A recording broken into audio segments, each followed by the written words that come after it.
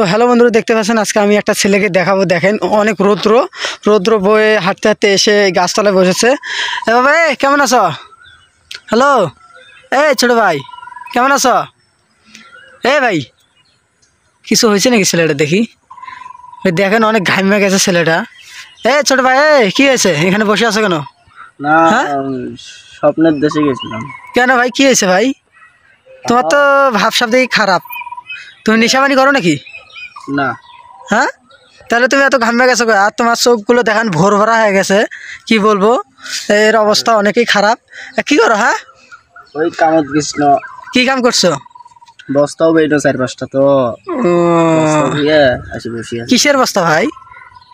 হ্যাঁ? এই যাকে বলে ফিট, গম, ভুসি, আবার অনেক প্রকারের ইত্যাদি মানে এগুলো কাজ করো না? কোম্পানির মধ্যে কাজ করো? কাজ করি। তা কি অফিস থেকে পালায় আসছো নাকি? না না, যেখানে বসে একটা বস্তা ঘাড়ে নিয়েছিল, ঘাট থেকে ফেলে দিয়ে ম্যানেজার এসছে তো হ্যাঁ। এমন দূর এসে ওই টুট ফাড়ে ফুটে আসি, এটাই হাত পা নষ্ট। ও আচ্ছা, দেখেন আজকে হাসানের কি অবস্থা। যে তোমার বাড়ি কোথায়? বাড়ি কুপতলা। কুপতলা। ও, এই যে এর আগে একজন, নামটা আমার খেয়াল নেই, যে আমার ভুল হয়েছে, এর বাড়ির সামনে নাকি? ও তো চাচা হয়। নামটা কি আমারও তো মনে নাই। ও, আমার সিদ্দিক চাচার কথা মনে ছিল না। হ্যাঁ, তাহলে তোরা একে বংশধর, সিদ্দিকের ভাইস্তে তুমি। হ্যাঁ। ও আচ্ছা, সেইটাই তো কই, সিদ্দিক তো চুরি করে যায় ধরা পড়ি, আমার ভুল হয়েছে। আর তুমি গমের বস্তা ফেলাই দিয়ে এসে পালাই আইছো, তাই না?